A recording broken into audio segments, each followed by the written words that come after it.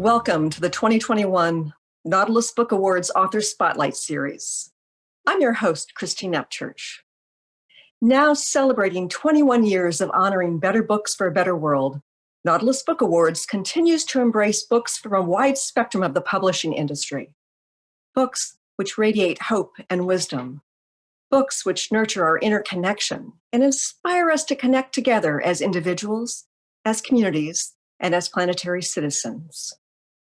This is a vast conversation, one which is more important today than ever before.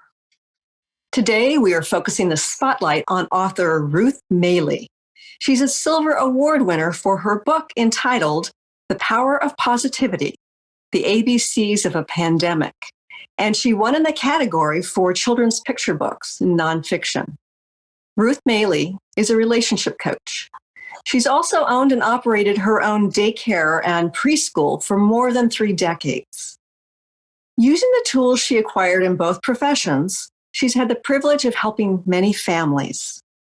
Her passion for writing comes from years and years of reading children's books, both in her personal life as well as her professional life. She's the mom of 3 amazing adults. And I would like to mention her book again, the Silver Award for The Power of Positivity, The ABCs of a Pandemic. Ruth, welcome and congratulations on your award. Thank you, Christine. I'm so glad to be here. This is such an honor. Thank you. You know, I think that it takes a certain kind of personality to want to write a children's book because it's something very different. You have to get the concepts across in simpler ways, but you have to basically, put together the concepts in big ways in terms of the images and the few words you put on the page. What inspired you to write a children's book about the pandemic? Well, I've always wanted to write a book, children's book. Children books generally in my life, we read probably 10 books a day in my daycare and preschool. So they have been a tool that I've used to teach children about various things that we're learning in school. But during the pandemic, what I was trying to do was keep connected to the kids. I was literally off for 2 months, a little over 2 months. And I didn't want to lose the connection with them, even though I had them for years. And I knew that they were going through a very difficult time because as adults, we couldn't understand the pandemic, let alone them. So one day I was on a Zoom with them and we were talking, it was a Friday, and we were talking about what are we going to do this weekend? And I tend to be a very positive person. I try to always look at the glass half full. Even during the ups and downs of my life, I've always tried to really just embrace, okay, what can I learn from this? And so I asked them, what are we doing this weekend? And they all had this sad look on their faces. And one of them just said, we can't do anything. And then another little girl chimed in and said, Corona, it's out there. And I had to just kind of step back and think to myself, okay, they don't understand this. So I started pulling things that I remembered that were happening in the world. Like, in Italy, they're singing from the balconies and they're reaching out to neighbors. And, around where I live in Rhode Island, they were going on teddy bear hunts and they were in the windows. So I started telling the children, let's think of things we can do this weekend. Who's got chalk? Let's go write messages on the sidewalks for people that are taking walks. And it seemed to cheer them up. And that night I went to bed and I started thinking about it. And I was like, these kids need some way of opening up. My book is special because it gets children to talk about what they're feeling inside. So I started jotting down all these positive things that were happening in the world. And I figured if the kids could focus on the positive, then the negative stuff wouldn't impact them as much. So Monday I came and I got on the Zoom with them and I said, hey, I wrote this book. And they're like, you did? And we had talked about what authors were, what illustrators were. So they kind of had an idea. So I shared the book with them and they loved it. And at the time I was in a class that was writing books. It was about children's books and how to write them and publish them and stuff, self-publish. And so I approached the person that I was taking the class with and I asked her, what do you think about this? And she loved the idea. And that's how it came about. That's fabulous. Could you read us a part of the book, please? I would love to. So it's The Power of Positivity, the ABCs of a Pandemic. It's not often that the worldwide pandemic comes along, but when it does, we suddenly find that everything in our lives has changed. As we learn to live in this unusual time, here are some words to remember. A is for appreciate. We appreciate the doctors and nurses who are working day and night to heal the people who are sick and help everyone stay healthy. B is for breath. We all feel anxious from time to time. Taking a deep breath can help to calm you. C is for corporations.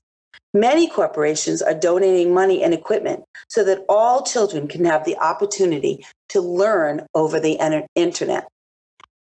D is for drive-by.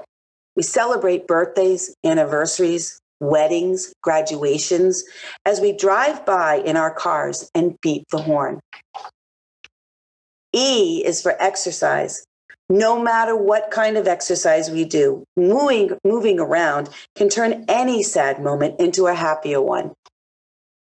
F is for face mask. Wearing a face mask is one of the best ways to show you care about others. It keeps everyone safe. G is for governors. The governors of our states are working together to control this unknown virus and keep the people in their states healthy. H is for healthy. We fill our bodies with nutritious food so we can be healthy and strong. I is for internet. We're lucky to have the internet so we can stay connected to one another and to the world. J is for joy. The joy of an empty schedule gives families more time to spend together. We play games, we work puzzles, and we watch our favorite TV shows. K is for kinship. Kinship means treating our neighbors as family. We watch on TV as countries all over the world share videos of people singing from their open windows. This lifts the spirits of their neighbors in a time of loneliness. My favorite. L is for love. We remind one another how important it is to share our love so we can make the world a better place for everyone.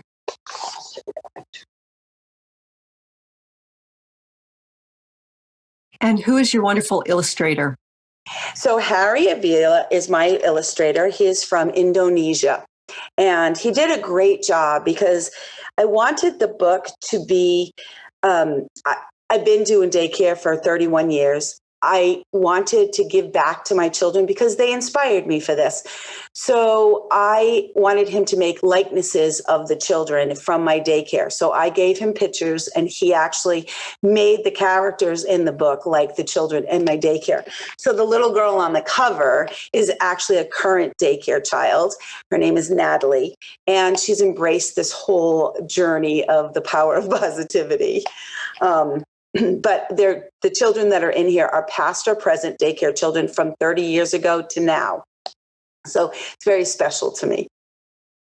That is great that he used their images. And he did such a good job because it's really hard not to make a child look exactly like cartoony. So it's really hard to do that. And he did such a great job. The kids really have character and they feel really proud that they're in this book.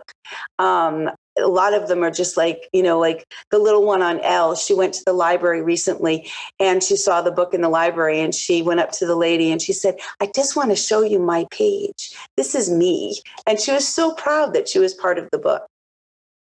That's great. That's great. So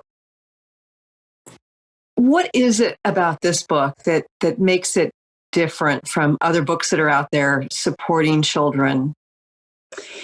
Well, one of the things is it's positive, right? We try to, if we are constantly thinking about the negative and all the terrible things that are happening, and my philosophy is that history books are going to get those. So if you keep thinking about the positive, then especially for young children. I mean, you think about most of these kids are 2, 3, 4, 5. That's a year and a half of their life. That's a long time compared to our life, right? So I wanted something that was positive, that they could focus on, that they could look at this pandemic as not the bad things that happened, but the good things that happened, and appreciate and be grateful for some of this time. Like, I had one dad that said to me, his daughter was a year old at the time, and he said, I got to see her walk for the first time.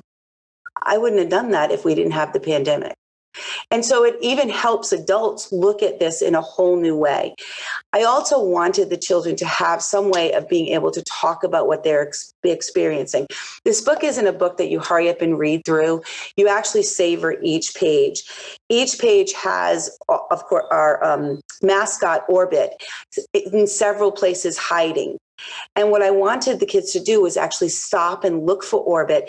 And that opened up a lot of conversations with children and their parents or their grandparents. I had some grandparents that did Zooms with them and read books every night so that they can connect with a different grandchild.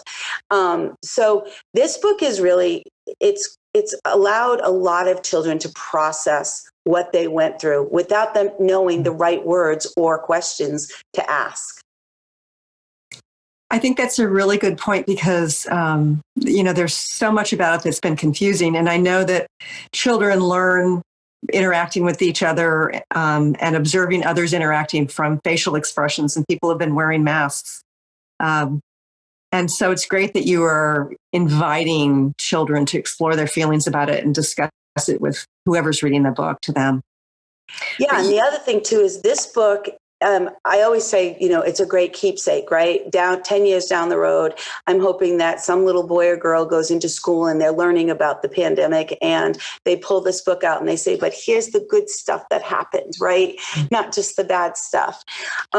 So it's a keepsake, but it's also helping children now after coming out of the pandemic, because now children are, I have one little girl that she's 2.5 now. When the pandemic hit, she just turned 1. And for the last year and a half, she's lived in a silent world. You think about being outside, lawns weren't being mowed as much, airplanes weren't being in the sky. And so her whole sensory thing is off because of the pandemic. It's not for any other reason than the fact that she's lived in this silent world. So kids are really dealing with this now just as much as they were before, but in a different way. They don't know if they're supposed to socialize with somebody. They don't know if they're asking the right questions. And even now, well, do I put a mask on? Don't I put a mask on? There's so many misconceptions out there still to this day about the pandemic. So it's still, this book is still being read to children all across the world. I've sold it in 19 different countries. And so it's helping children to really navigate even after the initial part of the pandemic. So I'm really proud about that because I want to help children all over, not just my little group, but everybody in the world. That's great. And okay, so we've seen one illustration, but can you show us a page where we can find Orbit? Yes. Okay, let's see. I'll use face mask.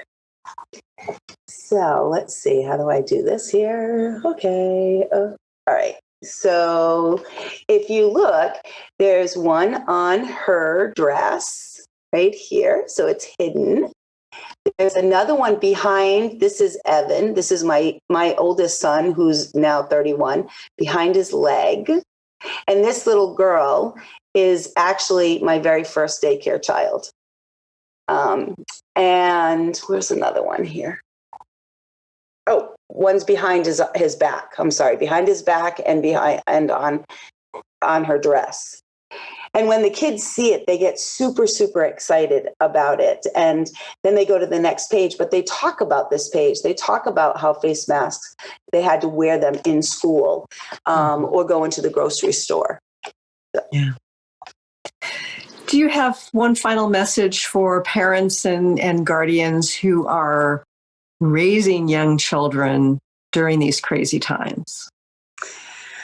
Well, I think I think there's always a reason why things happen in the world, right? And one of the things that I think we had to learn was several lessons. And I think one was slowing down, right? The world really was so fast. Kids are in, so many sports and going from school to sports to this to that.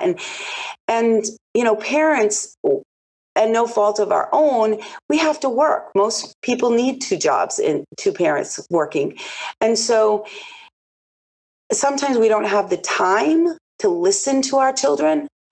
And I think that is one of the big keys to why this all happened. I think that we need to stop and listen because they have a lot to say. But when we're so busy and they're so busy, nobody hears either one of us. So I just would love it if people were just to sit down and have that conversation. Like, how was your day? But tell me about your day. Not just how was your day, but what was something great that happened in your day? Because if you keep feeding them good things, their brain is going to go to those good things. They're going to go to the kindness. They're going to go to gratitude. They're going to go to all the characteristics that we want for our children.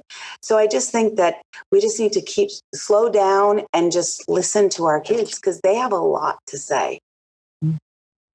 And on that one final positive message, I want to thank you and congratulate you again on your Silver Award. Again, it's Ruth Maley, and the book is entitled The Power of Positivity, The ABCs of a Pandemic. Thank you. Thank you.